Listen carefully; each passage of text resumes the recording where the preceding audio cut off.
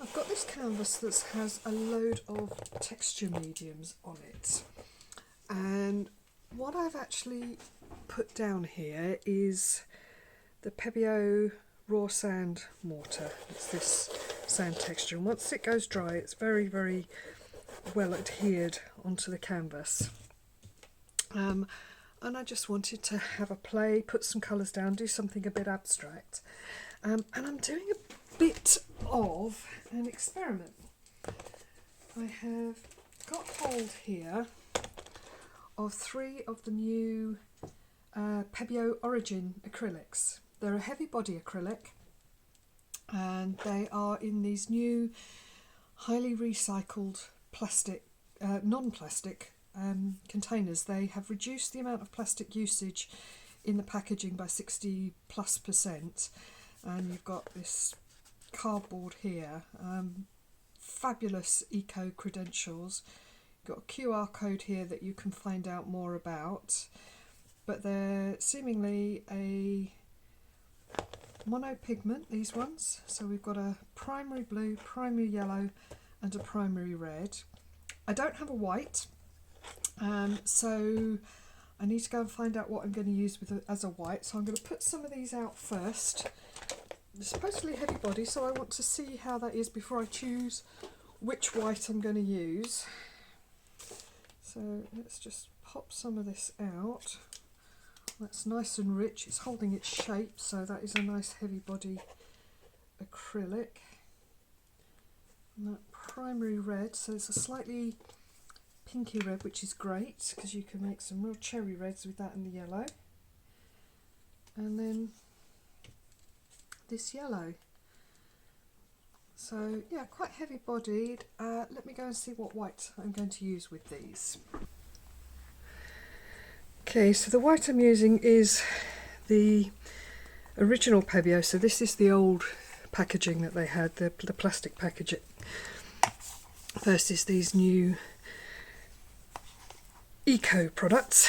And also, from what I understand, Pebeo were the first company in the world to ever put paint in a tube, and now they're the first ones to do these eco packaging, so they're very forward thinking. So let's give them a go.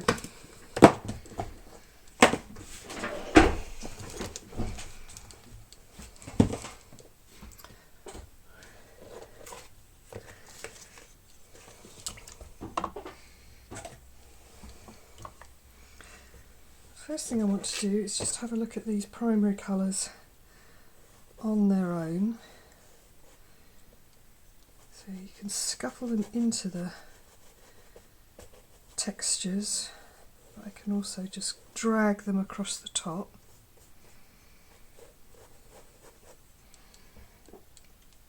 Let's just dilute that out a little bit and see how that runs through. That's quite interesting as well, so it's just using some water.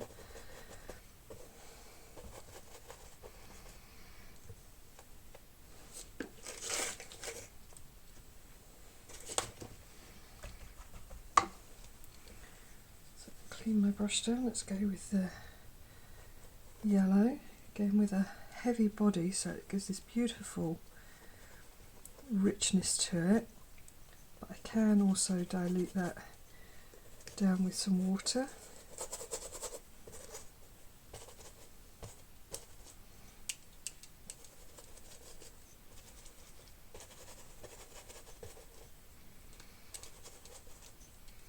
Let's have a little bit of blending going on here. So we've got this lovely sort of orange coming from the primary yellow and the primary red there.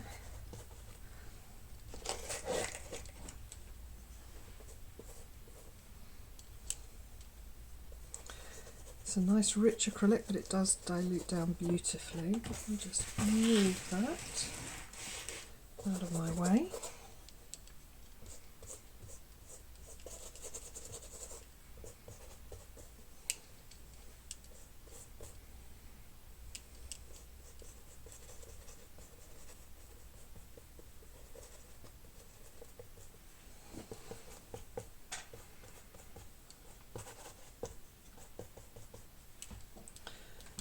I'm just playing around, seeing how I like this on the textures. I quite like where I've actually got the sand, just using some water and just letting that run through for now. I think I need to try this primary blue in there as well. It's a beautiful rich blue.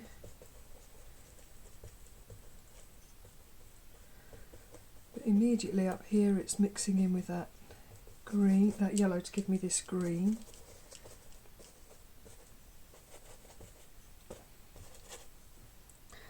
So I'm just going to pick that colour up with some water and just let that run in amongst that texture.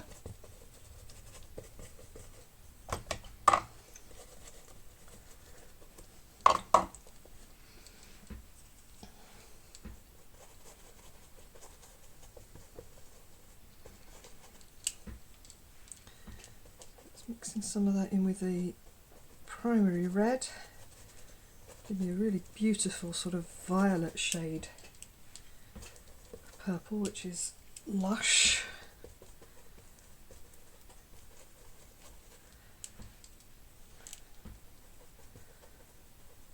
And with this nice heavy body I can just pop this colour down .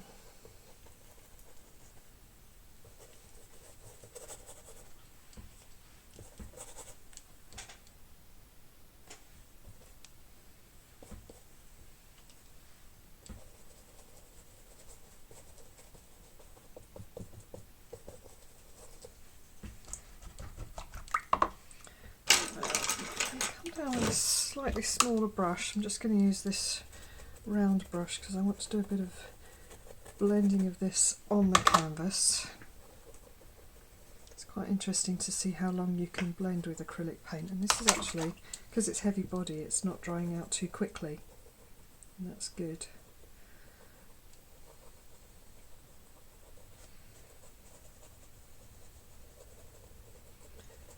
And drag some of these colours through one another.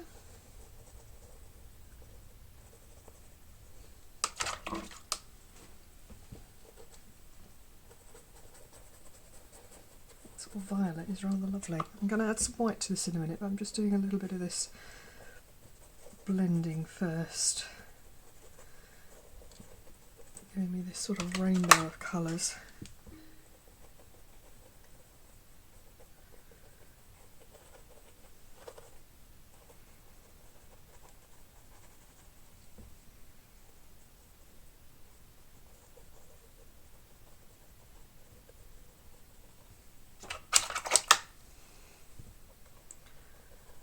Just trying to get these transitions a little softer so that it's not sort of blocks of colour. Although there's nothing wrong with that at all, but that's not what I'm after with this. I want to see how these colours blend.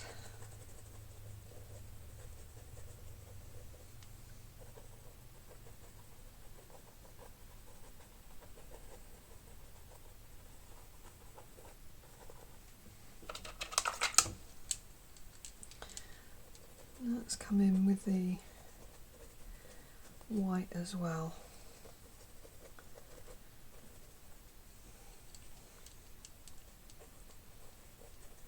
Obviously white is a big part of painting in acrylic, so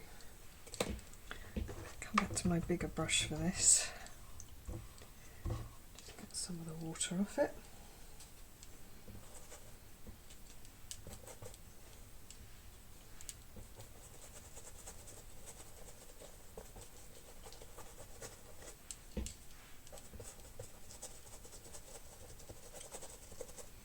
And I'm still able to blend with the colours that are underneath, so that's all good.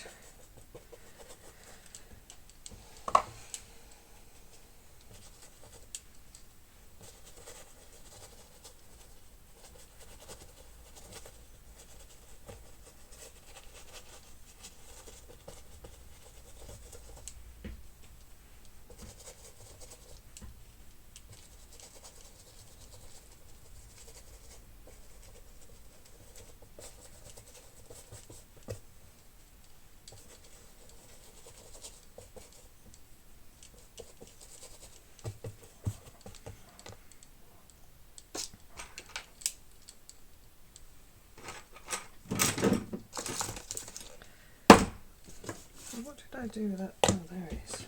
Small brush I was just using.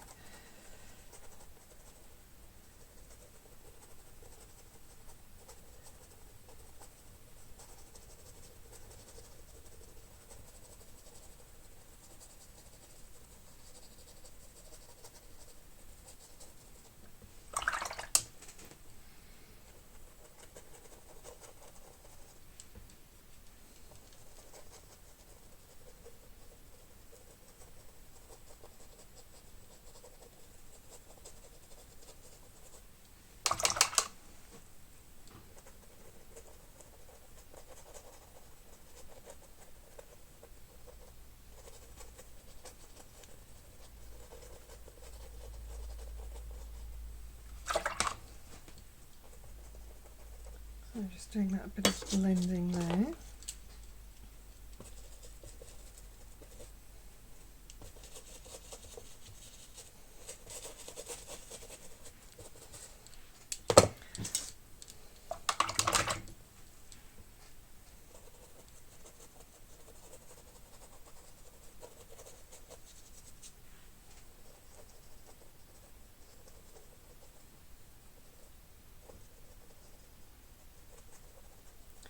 Some of these sort of peacock colours that I'm getting here.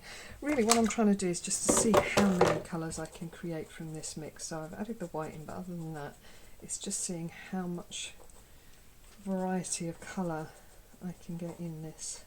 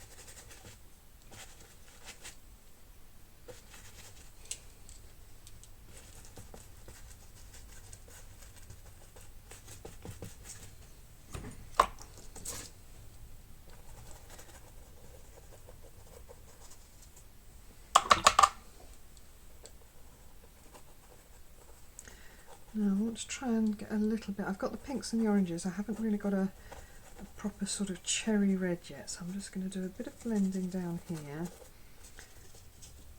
And then just try and get quite a cherry red. So this is using mostly the primary red. And I'm just adding a little bit of that yellow into it just to take it from the more sort of pink end of the spectrum to the more red end. And that gives me a different colour, it's quite interesting.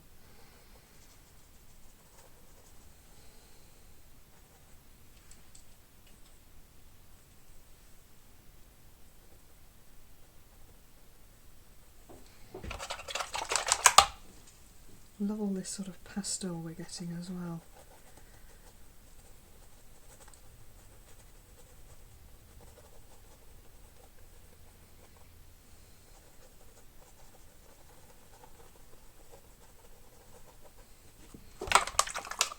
Right, now I'm going to turn this around for no other reason than if I try and work up there, I'm going to stick my elbow in it.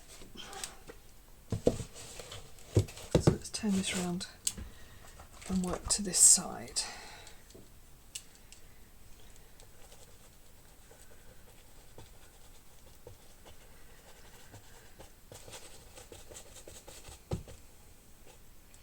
I want to play a little more on this sort of green area, so I've got the blue, the yellow and the white just to give me this sort of more sap green and then leaf green as well as the olive green. I can add some into that pink, and then I get more sort of olive tones in there. Come back to our white.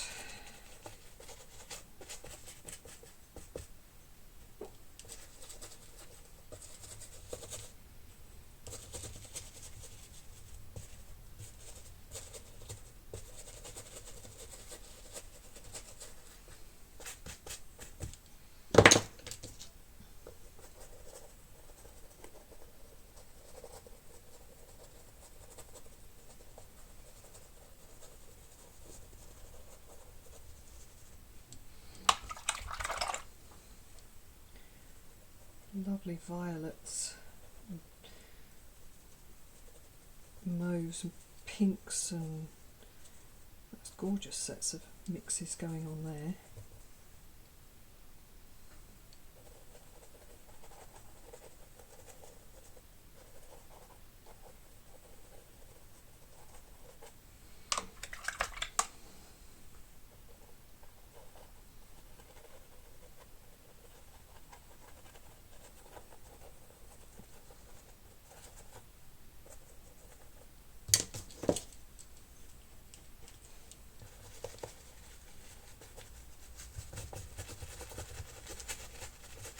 Sometimes less is more, so this is why I'm trying to leave some of these areas white.